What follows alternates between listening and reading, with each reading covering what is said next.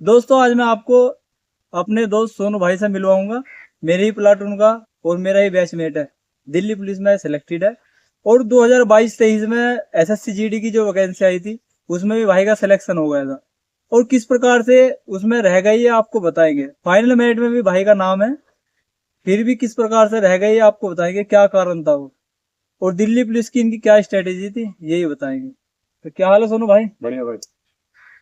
तो सोनू भाई आप अपना परिचय दीजिए, अपनी क्वालिफिकेशन बताइए और कहाँ के रहने वाले हो और अपनी स्ट्रेटेजी के बारे में बताइए।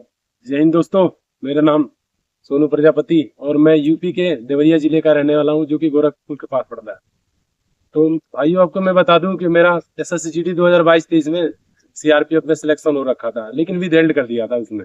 विदहेल्ड का अर्थ ये होता है कि जैसे आपको किसी कारणों से मतलब कोई डॉक्यूमेंट में या फिंगरप्रिंट वगैरह मैच ना हो, तो इस स्थिति में आपको विदहेल्ड कर दिया जाता है। तो इसका ज्वाइनिंग भी होता है, लेकिन इसमें 1-2 साल का टाइम लग जाता है। तो 1-2 साल का टाइम लगता हाँ। है।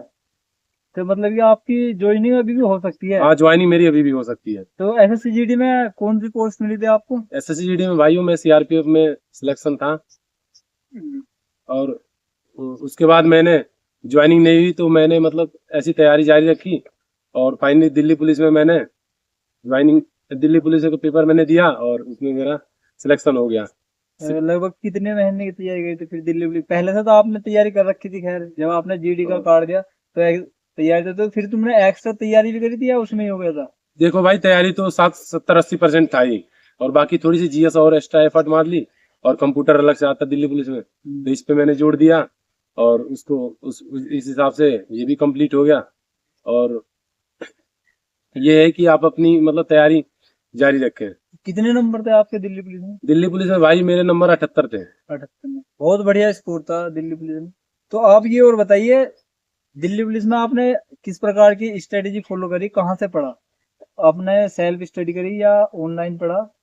भाइयों, मैंने केवल ऑनलाइन कोचिंग पढ़ी थी आरडब्ल्यू से, जो कि बैच आया था और उसको लिया था। और उसके बाद बैच को कंप्लीट करने के बाद प्रैक्टिस सेट चलते थे जो यूट्यूब पे, उनको जारी रखा। और उस पे एक नवीन सर का प्रैक्टिस सेट आता था जीएस का, जिसको मैंने मतलब कंप्लीट किया था और उससे काफी हेल्प मिल जाती है। क्या खाली आरडब्ल्यू ऐसे ही पढ़ेंगे तो सिलेक्शन हो जाएगा? ऐसा नहीं है भाई, आप उसे ही पढ़ते रहिए और अपना भी एफर्ट मारना जरूरी होता है।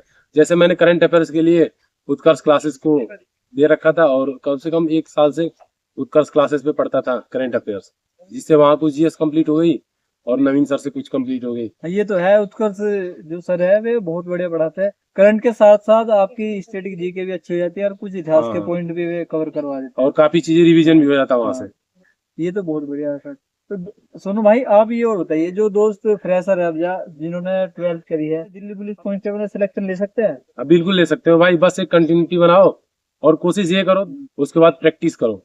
जितना ज्यादा प्रैक्टिस और मॉक टेस्ट लगाओगे, आप उतने ज्यादा इंप्रूव होते जाओगे। यही है। बहुत बढ़िया। तो सोनू भाई धन्यवाद जानकारी देने के लिए, बहुत बढ़िया।